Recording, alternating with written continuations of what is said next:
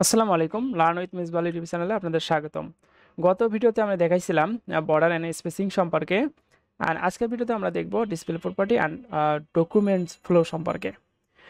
তো এখানে আমি একটা টু ডু লিস্টের মধ্যে টপিকগুলো লিখে রেখেছি। ব্লক ভার্সেস ইনলাইন এলিমেন্ট কি, ডিসপ্লে প্রপার্টি ভ্যালু সম্পর্কে, ডকুমেন্ট ফ্লো আন্ডারস্ট্যান্ডিং এগুলো দেখব, ভিজিবিলিটি অ্যান্ড অপাসিটি সম্পর্কে। তো আমরা চলে যাই আমাদের মূল বিষয়ে। তো এখানে আমরা একটা ফাইল তৈরি করে নিয়েছি। এখানে আমরা একটা HTML বেসিক স্ট্রাকচার তৈরি করতে নিচ্ছি। HTML ক্লোন দিয়ে 5 দিয়ে এন্টার। ওকে, এখানে আমরা দেখতে পাচ্ছি যে আমাদের HTML বেসিক স্ট্রাকচার তৈরি হয়ে গেছে। তো এখানে আমরা একটা আমাদের যে টাইটেল, এটা এখানে টাইটেলের মধ্যে বসাই দিচ্ছি। আর এখানে আমাদের স্টাইল দিব, ইন্টারনাল স্টাইল। তো এখানে আমরা স্টাইলটা ট্যাগটাকে বসাই নিচ্ছি। দেন তারপরে আমাদের এখানে আমাদের টেক্সটগুলো আমি লিখে নেব। তো ব্লক ভার্সেস ইনলাইন এলিমেন্ট এই সম্পর্কে লিখব। তার আগে আমরা একটা এখানে HTML এর কিছু ট্যাগ লিখি। HTML লিখলাম, this this is block block element, this is block element. আর এখানে স্পেন দিচ্ছি, স্পেনের মধ্যে ইনলাইন ইনলাইন ইনলাইন এলিমেন্ট।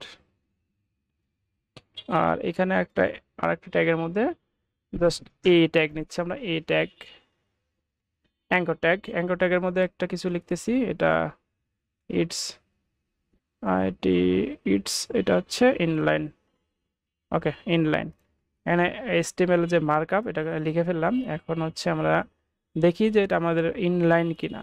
তো আমাদের এখানে যদি একটু রিলোড দেই তাহলে দেখতে পাচ্ছি যে আমাদের যে H1টা কিন্তু একটা কিন্তু নিয়ে নিছে, একটা লাইন কিন্তু নিয়ে নিছে। কিন্তু আমাদের তিনটা লাইনে একসাথে লিখছি, একসাথে হওয়ার কথা ছিল, কিন্তু এটা কিন্তু আলাদা আলাদা লাইনে তৈরি হয়ে গেছে। তো H1টা হচ্ছে ব্লক এলিমেন্ট, একটা লাইনের মধ্যেই থাকবে। আর ইনলাইন এলিমেন্টটা, এই ইনলাইন এলিমেন্টের আমরা দেখতে পাচ্ছি দুটা ইনলাইন এলিমেন্ট দুই পাশাপাশি চলে আসছে। It's inline. আর হচ্ছে ইনলাইন এলিমেন্ট স্পেন ট্যাগ দিলাম। আর হচ্ছে অ্যাঙ্কর, NCHOR অ্যাঙ্কর। ওকে, এটাকে আমরা কিন্তু কন্ট্রোল করতে পারি। তো আমরা দেখলাম যে আমাদের দুটা জিনিস ছিল, ব্লক আর ইনলাইন এলিমেন্ট, এই দুটার মধ্যে পার্থক্যটা কিন্তু আমরা বুঝতে পারছি। তো এটা গেল। দেন হচ্ছে ডিসপ্লে প্রপার্টি সম্পর্কে আমরা দেখি। তো এটাকে কন্ট্রোলও করতে পারি আমরা চাইলে। আর তো আমরা ওটা দেখবো, সমস্যা নাই। এখানে ডিসপ্লে প্রপার্টির ভ্যালু আমরা H1 স্পেন এগুলাকে কিন্তু আমরা এখানে এলিমেন্টগুলোকে সিলেক্ট করতে পারি CSS এর মাধ্যমে। তো H1 এর জন্য H1 ব্যবহার করতে পারি, H1। এখানে আছে ডিসপ্লে ব্লক, ডিসপ্লেটাকে আমরা ব্লক করে দিলাম। তো ব্লক করে দিলে আমাদের ব্লক এটা ডিফল্টভাবে থাকে, এই জন্য ব্লকে আছে। যদি আমরা ইনলাইন করে দিই, ইনলাইন, তাহলে কিন্তু আমরা একসাথে থাকবে। দেখেন একসাথে চলে আছে, সবগুলো কিন্তু একসাথে চলে আছে। এটা ব্লকে রাখি আপাতত। দেন হচ্ছে এটা আমাদের স্পেনটাকে আমরা সিলেক্ট করতেছি, স্পেন। অ্যান্ড হচ্ছে অ্যাঙ্কর, এই ট্যাগটাকে আমরা সিলেক্ট করতেছি এখান থেকে। স্পেনের মধ্যে ডিসপ্লে ইনলাইন, তো ইনলাইন দেওয়া থেকে। আর হচ্ছে এই অ্যাঙ্কর ট্যাগটাকে আমরা ইনলাইন ব্লক করে দিচ্ছি, ইনলাইন ব্লক করে দিলাম, দিয়ে রিলোড দিলাম, ইনলাইন ব্লক। তো এখানে হচ্ছে আমরা আমাদের সুবিধাগুলো বলি। এখানে ডিফল্টভাবে ব্লক থাকে, ডিসপ্লে ব্লক। আর স্পেনটা কিন্তু ডিফল্টভাবে হচ্ছে ইনলাইন থাকে। অ্যান্ড হচ্ছে আর আর যে বাটন আছে বা হচ্ছে আমরা যে এই ট্যাগটা নিলাম, বাটন নিলাম, এটাও কিন্তু হচ্ছে ডিসপ্লে ইনলাইন ব্লক অবস্থায় আছে। আমরা এখানে বাটন একটা নিতে পারি, BUTTON, button. Button it's inline button. এই যে আমরা একটা বাটন নিলাম। তো এই বাটনটাকেও কিন্তু ইনলাইন এলিমেন্ট বাটন, এই যে ইনলাইন ব্লক এলিমেন্ট, এটা দেখলাম। ডিসপ্লে প্রপার্টির ভ্যালুটাকে আমরা দেখতে পাচ্ছি। তো এখানে অনেক ধরনের ভ্যালু আছে, ব্লক, ইনলাইন আর ইনলাইন ব্লক, এই কয়েকটা এটা আমরা ব্যবহার করি। এইটাই তো আমরা এখান থেকে এটা বুঝলাম। ডকুমেন্ট ফ্লো আন্ডারস্ট্যান্ড, তো আমরা এখানে ফ্লোটাকে কিন্তু চেঞ্জ করতে পারি। আমাদের যে এই ডিফল্ট যে বিহেভিয়র, এটা কিন্তু চেঞ্জ করে আমাদের মতো কাজ করতে পারি। যেমন হচ্ছে ব্লক এলিমেন্টটাকে আমরা ইনলাইন এলিমেন্ট করতে পারি, আবার ইনলাইনটাকে ব্লক করতে পারি, এইগুলো আমরা করতে পারি। তো এখানে আমরা আছে আরেকটা এক্সাম্পল দেখি, এগুলাকে আমরা এটা থাক, সমস্যা নাই। আর এই সিএসএস গুলোকে আমরা অফ করে দিচ্ছি এখান থেকে, এটা একটা ঝামেলা করবে। আর এখান থেকে আমরা ডিভ নিচ্ছি, এখানে আমরা বিআর বিআর করে নিচ্ছি। আর এখান থেকে 3টা ডিভ নিচ্ছি, ডিভ ডিভ ডট বক্স, এখানে বক্স 1 দিচ্ছি আর কি, বক্স 1 এখান থেকে আমরা 3টা নিচ্ছি, ডুপ্লিকেট করলাম, অথবা এখানে বক্স লিখি, এখানে বক্স 1 ডুপ্লিকেট করতেছি, আর এখানে হবে 2, এখানে হবে 3। ওকে, আর এখানে আছে 3টা নিচ্ছি, বক্স 2 বক্স 3, একটা এক্সাম্পলের মাধ্যমে দেখতেছি আর কি, বক্স 3। ওকে, ডান। এখানে 3টা বক্স নিয়ে নিলাম, ওই 3টা বক্সে আমরা এখানে সিলেক্ট করব। তো সিলেক্ট করার জন্য জাস্ট বক্স 1 বক্স 2 হচ্ছে বক্স 3। তো এখানে আমাদের বক্সগুলাকে আমরা যদি সিএসএস দেই, বক্স 1 বক্স 2 বক্স 3, এভাবে আলাদা করে না দিয়ে আমরা একসাথে দিতে পারি। কিভাবে একসাথে দিব? একসাথে দেওয়ার জন্য জাস্ট আমাদের এখানে কমা দিতে হবে, কমা দিয়ে সেপারেট করলাম, বক্স ডট ডট দিতে হবে, বক্স 2 বক্স 3, আর মাঝখানে আমরা এগুলোকে চেঞ্জ করে দিব, সমস্যা নাই, আমাদের মতো করে দিব। উইড WIDTH উইড, উইড হচ্ছে 100 পিক্সেল দিলাম, হাইট 100 পিক্সেল দিব। আর হচ্ছে এখানে আমাদের ব্যাকগ্রাউন্ড কালার বা ব্যাকগ্রাউন্ডটাকে আমরা light blue, LIGHT light blue, BLUE blue. Okay, light blue করে দিলাম। দেখেন আমাদের এটা কিন্তু লাইট ব্লু কালার হয়ে গেছে বক্স 3টায়।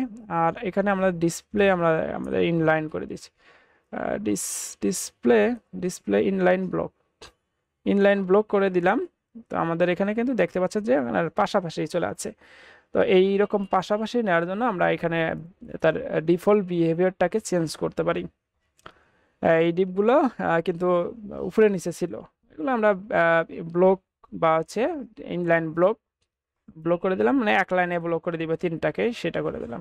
আমরা এখানে ব্লক করে দিয়ে BLOC কে ব্লক করে দিলাম, না ব্লক করলে কিন্তু চলে আসবে না, ইনলাইন ব্লক করতে হবে অবশ্যই এইগুলাকে, ঠিক আছে। এখানে ব্লক করলে হবে না, ইনলাইন ব্লক লিমিটে থাকে, ইনলাইন করে দিচ্ছি, ইনলাইন করে দিলে এক লাইনে চলে আসবে। আর ইনলাইন আমরা ব্লক করব, তাহলে আমাদের আগের মতো থাকবে, এই যে এরকম। হাইট উইডটাও কিন্তু ঠিক আছে। ওকে, তো এটাকে ইনলাইন ব্লক করে দিব। হাইট উইডগুলোকে অন্যভাবেও কিন্তু ফ্লোটিং করতে পারি, ফ্লোট দিয়ে কিন্তু ফ্লো পরিবর্তন করা যায়।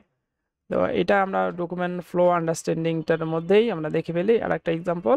তো এটা আমরা দেখলাম, এটাকে আমরা স্টপ করে দিচ্ছি আপাতত। দেন অথবা আমরা এখানে পরিবর্তন করে দিই, হাইট উইড যা আছে থাক, ডিসপ্লে ব্যাকগ্রাউন্ডটাও থাকবে, সমস্যা নাই। শুধুমাত্র আমাদের এই যে ডিসপ্লেটাকে আমরা পরিবর্তন করে অন্যভাবে করি, ঠিক আছে, অন্যভাবে করি। তো এখানে আমরা অন্যভাবে কীভাবে করবো, আগে মার্জিন একটা দেই, মার্জিন 10 পিক্সেল। তাহলে এখানে মার্জিন 10 পিক্সেল দিলে একটু মার্জিন হয়ে যাবে এখানে। দেন হচ্ছে আমরা ফ্লোট লেফট করলে, লেফট যদি করি তাহলে কিন্তু আমাদের পাশাপাশি চলে আসবে। তো আমরা ফ্লোট দেখলাম, ফ্লোটের মাধ্যমে কিন্তু পাশাপাশি নিয়ে আসতে পারতেছি, আবার ডিসপ্লের মাধ্যমে কিন্তু পাশাপাশি নিয়ে আসতে পারতেছি। দেন হচ্ছে ভিজিবিলিটি আমরা সম্পর্কে দেখব, এটা চলে গেল ভিজিবিলিটি অ্যান্ড অপাসিটি সম্পর্কে। তো ভিজিবিলিটি সম্পর্কে আমরা যদি দেখি, বক্স 1 বক্স 2 যদি আমরা ভিজিবিলিটি দেখতে চাই, তাহলে আমরা এখানে আলাদাভাবে তৈরি করে দিতে পারি। এখানে যা আছে থাক, সমস্যা নেই। আবার আমরা একটা সিলেক্ট করি, ডট বক্স 1 এর মধ্যে আমরা ভিজিবিলিটি হিডেন, বক্স 1টাকে আমরা হিডেন করে দিলাম। তার মানে আমাদের যে বক্স 1টা আছে সেটা কিন্তু চলে গেছে। ওকে, বক্স 1টাকে চলে গেছে। এখন বক্স 2টাতে আমরা দেখি, বক্স 2 ডট বক্স 2 আমরা অপাসিটিটাকে চেঞ্জ করব। অপাসিটি চেঞ্জ করার জন্য অপাসিটি প্রপার্টি ব্যবহার করব, আর এখানে একটা মান দিব। তো এখানে সর্বোচ্চ মান হচ্ছে 1 হয়, আর আমি এখানে 0 দিলাম, 0 মানে অপাসিটি 0, না এটা চলে গেল। এটা কিন্তু আছে, এলিমেন্টটা কিন্তু আছে, কিন্তু এটা হিডেন অবস্থায়, মানে অপাসিটি একদম 0 অবস্থায় আছে। ওকে, দেন হচ্ছে আমরা এখানে পয়েন্ট দিতে পারি, 0.5 দিলাম। একটু দেখেন, একটু কিন্তু পার্থক্য দেখতে পাচ্ছেন যে বক্স 3 এর অপাসিটি 100% বা 1, আর তার অর্ধেক হচ্ছে বক্স 2 অপাসিটি। তো এটা হচ্ছে অপাসিটি আর ভিজিবিলিটি। এছাড়া আমরা হিডেন ব্যবহার করতে পারি। হিডেন বক্স 3 এর ক্ষেত্রে আমরা হিডেন ব্যবহার করি, বক্স 3 ডিসপ্লে নান করলেও কিন্তু চলে যাবে। আছে ডিসপ্লে নান বা হচ্ছে ভিজিবিলিটি হিডেন, এগুলো করলে কিন্তু চলে যাচ্ছে। ডিসপ্লে নান যেটা আর ভিজিবিলিটি হিডেন করা একই কাজ। ওকে, তো এই ছিল আজকের ভিডিওটি যদি ভালো লেগে থাকে তাহলে লাইক কমেন্ট শেয়ার করতে ভুলবেন না। আর আপনি যদি চ্যানেলে নতুন হয়ে থাকেন তাহলে চ্যানেলটি সাবস্ক্রাইব করে পাশে থাকা বেল বাটনটি বাজিয়ে রাখবেন, যাতে করে পরবর্তী ভিডিওর আপডেট পান। তো পরবর্তী ভিডিওতে আমরা সিএসএস ইউনিট অ্যান্ড মেজারমেন্ট সম্পর্কে জানবো। পরবর্তী ভিডিও দেখার আমন্ত্রণ জানিয়ে এখানে শেষ করছি। ভালো থাকেন, সুস্থ থাকেন, আল্লাহ হাফেজ।